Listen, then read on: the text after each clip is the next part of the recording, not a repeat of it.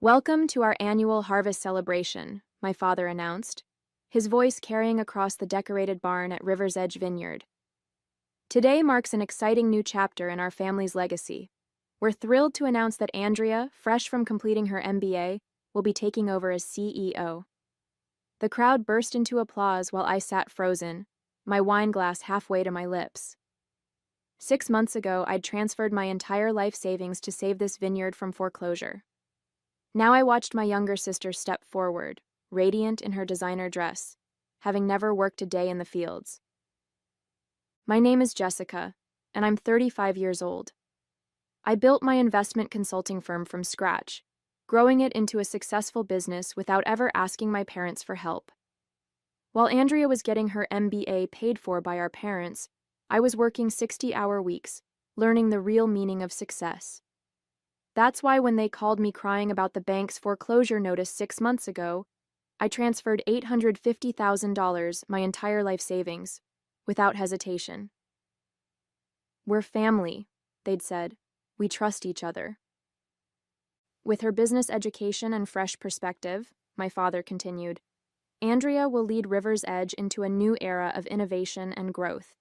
She has the perfect combination of formal education and understanding of our family's legacy. I watched Andrea bask in the congratulations, the same sister who'd spent her college years posting vineyard photo shoots rather than learning about soil composition or fermentation techniques. The same sister who couldn't tell our Cabernet from our Merlot in a blind tasting last Christmas. My mother touched my arm gently. "Jessica, honey, I hope you understand. Andrea's degree makes her the natural choice to handle the business side." I cut her off with a warm smile. "Of course, Mom. Andrea will do great." I raised my glass in a toast, keeping my voice steady despite the ice forming in my chest. "To the new CEO of River's Edge." Excusing myself, I stepped outside into the cool evening air and pulled out my phone, scrolling to a contact I hadn't expected to need. Rachel Thompson, the ruthless corporate lawyer I'd met at several wine industry events. "I need your help with a family business matter," I texted. "Are you free to meet tomorrow?" Her response came quickly. 10 a.m. at my office. Bring any documentation you have." Rachel's office overlooked downtown Dallas, the morning sun glinting off the steel and glass buildings. She sat across from me, reviewing the bank statements showing my $850,000 transfer to River's Edge Vineyard's account. "Let me get this straight," she said, looking up from the documents. "You transferred your entire life savings without any written agreement? Not even a promissory note?" "They're my family," I replied, the words tasting bitter now. When they called about the foreclosure notice, all I could think about was saving our legacy. 3 generations of winemaking, about to be lost because they'd over-leveraged the property for Andrea's MBA program and a new tasting room she insisted they needed. Rachel leaned back in her chair. "And now they've made her CEO, despite your investment saving the vineyard." She paused, then added, "Tell me about the day you transferred the money. What exactly did they promise?" I closed my eyes, remembering that desperate phone call. Dad said I'd be taken care of, that my investment would secure my place in the family business. Mom was crying, talking about how they'd make it up to me. I opened my eyes, anger rising. Instead, they're acting like my contribution was just a daughter's duty. Did anyone witness these conversations? "Yes," I said, sitting up straighter. "Their accountant, Michael, was there when I visited to arrange the transfer. He seemed uncomfortable with the whole situation, kept suggesting we put something in writing. My parents dismissed him, saying it would insult the family trust." Rachel's eyes gleamed. "Michael could be very useful. But first, we need to understand your ideal outcome. Do you want control of the vineyard?" I shook my head. "I want my investment back with interest. Let Andrea have her CEO title. I'll start my own vineyard with my money, one they'll have to compete with." "Good," Rachel smiled, "because I have a plan. Your parents' actions constitute verbal fraud. With Michael's testimony and these bank records, we can build a strong case. But instead of filing immediately, We'll send a demand letter first, one that outlines exactly how their actions could be interpreted as deliberate financial manipulation. She pulled out a notepad. We'll demand repayment of your $850,000 plus 8% annual interest within 30 days. We'll also request all financial records since your investment. I suspect we'll find some interesting decisions made after they received your money. I felt a weight lift from my shoulders. And if they refuse? Then we file a lawsuit that will open their books to public scrutiny. Something tells me your sister's MBA hasn't prepared her for that kind of crisis management. The demand letter landed like a bomb at River's Edge. I was working from my apartment when Andrea called, her voice shrill with panic. "A lawsuit? Are you insane? You're going to destroy everything our family has built," she screamed. "Dad's having chest pains because of you." I remained calm, letting her rant. The solution is simple: return my investment with interest. $850,000 plus 8% over 6 months. You have an MBA, Andrea. You can do the math. That money went into saving this vineyard, your heritage too. And now you want to bankrupt us to get it back? She paused, her voice turning sly. Besides, your precious lawyer should know that verbal agreements in family businesses are complicated. You can't prove anything. I smiled, though she couldn't see it. Actually, I just got off the phone with Michael. Remember him? Your accountant? He's given a sworn statement about the day I made the transfer, about how he advised putting our agreement in writing, and how Dad promised me a secured place in the business. The line went silent for a moment. Then, "Hold on. Dad wants to talk to you." My father's voice came through, strained and angry. "Jessica, what are you doing to us? After everything we've done for you?" "Everything you've done for me?" I cut him off. "Let's talk about that. While you paid for Andrea's education, her MBA, her car, her apartment, I built my own life. The only time I asked for anything was when you promised me a future here in exchange for saving the vineyard. We never promised you control. Andrea has the education for this." "I'm not asking for control anymore," I interrupted again. "I'm asking for my money back. Money you took knowing exactly what you planned to do with it." He switched tactics, his voice softening. "Sweetheart, be reasonable. The vineyard doesn't have that kind of liquid capital right now. We'd have to take out another loan. Then I suggest you start talking to banks. You have 25 days left before I file the lawsuit. And Dad, every financial decision made since my investment will be scrutinized, including the new Mercedes Andrea's driving and that vacation you and Mom took to Tuscany last month." I could hear muffled conversation in the background. Then Mom came on the line. "Jessica, please," she begged. "Come over for dinner. We can talk about this as a family." "We're not family right now, Mom. We're business associates in a dispute. Have your lawyer call Rachel with your response." I hung up, my hands shaking slightly. My phone immediately lit up with messages from relatives, ranging from angry accusations to pleas for peace. I ignored them all and opened my laptop, starting research on available vineyard properties in the next county. Soon, River's Edge would have some serious competition. The following week brought a revelation I hadn't expected. Michael, the accountant, called me for coffee, his voice tense with urgency. We met at a quiet cafe away from the vineyard, and he arrived clutching a thick folder. "There's something you need to see," he said, glancing around nervously before sliding the folder across the table. "I've been reviewing the books since your investment came in. The numbers, they don't add up." I opened the folder to find detailed financial records.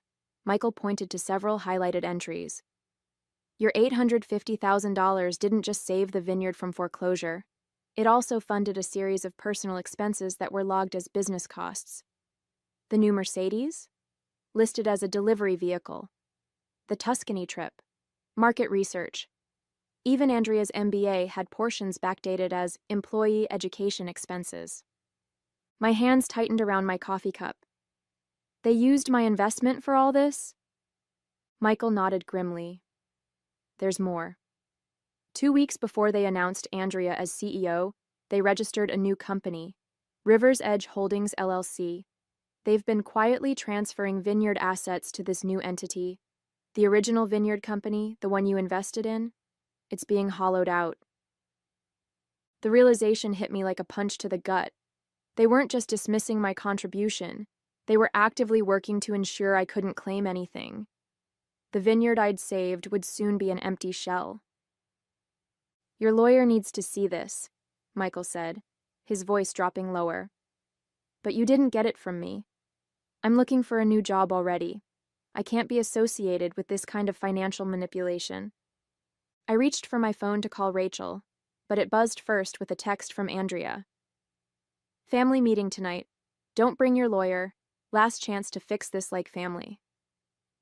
I showed Michael the text. He shook his head. They must have figured out I was looking into the records. They're going to try to convince you to back down. Or threaten me to, I replied, remembering similar family meetings from childhood when Andrea had gotten into trouble. Our parents had always found a way to shift the blame, to make me the unreasonable one for not protecting my sister. I texted back. Any discussion needs to happen with lawyers present.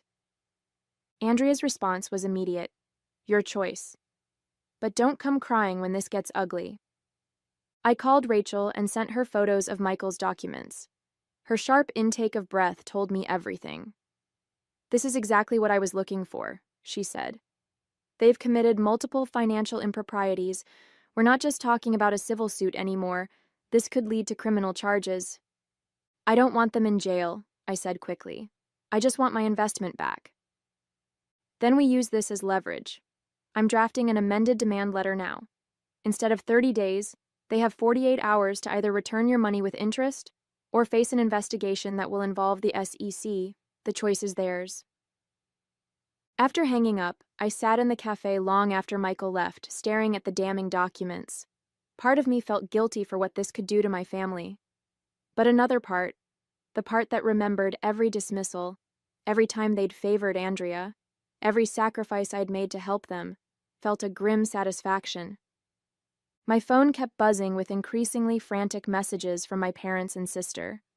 I ignored them all and opened my laptop, pulling up the real estate listing I'd been eyeing. The Marshall Creek property, 200 acres of prime vineyard land just across the valley from river's edge. Perfect soil composition, excellent sun exposure, and most importantly, a clear view of my family's vineyard. The amended demand letter hit harder than a hailstorm on harvest day. I was in the middle of a virtual tour of the Marshall Creek property when my father burst into my apartment, waving the letter like a white flag of surrender. Criminal charges? He wheezed, his face red. Your own family? I raised you better than this. I minimized the browser window showing Marshall Creek's south-facing slopes. Did you raise me to accept being robbed? Because that's what you did. Took my $850,000 and used it for luxury cars and Italian vacations while plotting to lock me out of the business. We never meant, he started, but I cut him off. Save it. I've seen the financial records. The new LLC, the asset transfers, everything. You didn't just betray me, you tried to make sure I couldn't fight back. I stood up, my voice steady. You have 40 hours left to return my investment with interest, or Rachel files everything with the SEC. His face went from red to pale. You'd destroy your sister's future? She just started as CEO. Andrea's future? I laughed bitterly. What about mine? I earned that money while she was posting Instagram photos from business school. Money you promised would secure my place in the family business. We can still work something out, he pleaded. Maybe Andrea could share the CEO position? A co-leadership arrangement? I shook my head. I don't want to share leadership with Andrea. I want my money back. Every penny, plus interest. Then you'll never have to worry about me competing with your precious CEO again. His eyes narrowed at the word competing. What does that mean? Just then, my phone buzzed. It was the real estate agent handling Marshall Creek. Perfect timing. I answered on speaker. Hi, Jessica, great news. The owner is very interested in your offer. They love your vision for expanding the vineyard's production. When can you meet to discuss terms? I watched my father's face crumple as realization dawned. Marshall Creek wasn't just any property. It was River's Edge's main competition back when my grandfather ran things. Their wine had consistently won more awards until the owner retired and let the vines go fallow. "You wouldn't," he whispered. "Wouldn't what? Start my own vineyard? Use my expertise to compete with the business that stole from me?" I learned everything about winemaking from Grandpa, Dad. Everything. While Andrea was studying business cases, I was studying soil samples and weather patterns. "Your grandfather would be ashamed," he said, trying one last emotional jab. "No, he'd be proud. Proud I'm not letting you and Andrea destroy his legacy with your greed." I turned back to my laptop. "Now, if you'll excuse me, I have a property to buy. Tick-tock on that 40 hours. He left without another word, slamming the door behind him. Within minutes, my phone exploded with messages from Andrea. "How dare you threaten Dad like this? You're just jealous of my success. Mom's crying because of you." I blocked her number and returned to the Marshall Creek listing. The property needed work, but I could see its potential. More importantly, its premium grapes and higher elevation would let me produce wines that would directly compete with River's Edge's best sellers. My phone buzzed again. Rachel this time. "They're scrambling," she reported. "Just got a call from their lawyer. Looks like they're trying to secure an emergency loan." I smiled. Either way, I won. Either I got my money back or I got Marshall Creek, and River's Edge would learn what real competition felt like. With 12 hours left on the deadline, my mother showed up at my office. She carried a thick manila envelope and wore the same expression she'd used whenever playing peacemaker between Andrea and me as children. "Your father's had to be sedated," she said, sinking into the chair across from my desk. "His blood pressure was through the roof. Are you happy now?" I kept my face neutral. "What's in the envelope, Mom?" She slid it across my desk. "The best we can do. We've mortgaged everything we could. There's $600,000 here. That's all the bank would give us. We can pay the rest in installments." I didn't touch the envelope. That wasn't the deal. $850,000 plus interest, all of it, or Rachel files tomorrow morning. "We don't have it," she snapped, her peacemaker facade cracking. "Andrea's been calling every bank in Texas. No one will give us more without wanting to audit the books, and you know we can't allow that now." "Because of what they'd find?" I asked quietly. "Like how you used my investment to pay for Andrea's MBA instead of saving the vineyard? Or how you've been hiding assets in that new LLC?" Mom's face went still. "How did you—" "I have copies of everything, Mom. Every transaction, every transfer, every fraudulent business expense. Did you really think no one would notice?" She leaned forward, switching tactics. "Think about what you're doing. If you file those papers, it won't just hurt us. The vineyard's reputation will be ruined. All those people who depend on us for their livelihood, the workers, the distributors, their families, you'd destroy them all just to spite your sister." "Don't you dare put this on me," I said, my voice hard. "You and Dad chose this path the moment you decided to steal my money. You're the ones who put everyone's jobs at risk, not me." "We didn't steal," she began, but I cut her off. "Let me show you something." I turned my laptop around, displaying the Marshall Creek property listing. Beautiful, isn't it? Premium soil, perfect elevation, and enough acreage to double River's Edge's production capacity. The owner accepts my offer tomorrow morning, unless I get my money back first. Mom's eyes widened as she recognized the property. "You can't. That land, it would destroy us." "Then I suggest you and Andrea get creative in the next 11 hours. Sell her Mercedes. Mortgage the house. Call in favors. I don't care how you do it, but I want every penny back." She stood up shakily. "You've changed, Jessica. You've become hard, cruel." "No, Mom, I've just stopped letting you manipulate me. The money or the lawsuit, those are your only options now." After she left, I called Rachel to update her. "They tried to negotiate," I told her. "Offered partial payment." "Stay firm," she advised. "From what I'm hearing, they're desperate. Their lawyer's been calling banks all day." Just then my email pinged. A new message from the Marshall Creek realtor. Owner eager to close. Can meet first thing tomorrow to sign papers. I smiled and wrote back confirming the meeting. Then I texted Andrea. 11 hours left. Tick-tock. Her response came immediately. You're making a huge mistake. Dad's lawyer says we can tie this up in court for years. I sent back a single photo. The view from Marshall Creek's highest point, looking down over River's Edge's main vineyard. She'd recognize it from all her Instagram photo shoots. Her response was a string of angry emojis. The clock was ticking, and I had them exactly where I wanted them. With just 2 hours until deadline, I sat in Rachel's office reviewing the final paperwork for both scenarios, the SEC filing and the Marshall Creek purchase agreement. The sun was setting over Dallas, painting the sky in shades of red that reminded me of our Cabernet. Their lawyers called 4 times in the last hour, Rachel said, checking her messages. They're scrambling. Someone named James Turner from First Regional Bank has been trying to reach you too. I sat up straighter. James Turner was Andrea's college boyfriend, the one who dumped her for being too high maintenance. He now worked as a loan officer. Before I could respond, my phone lit up with a text from Michael, the accountant. Emergency board meeting called at River's Edge. Andrea's crying in the bathroom. Your mother's threatening to expose something about your father if he doesn't fix this. It's chaos. I called James, who answered immediately. The Vineyard's records show serious irregularities, he said. I can't approve their emergency loan request without a full audit. But there's another option. A bank looking to invest in family wineries. They'd require full transparency, but your parents would get more than just a loan. I texted my father. There's a solution, one that doesn't involve me or the SEC. Call James Turner at First Regional. You have 90 minutes.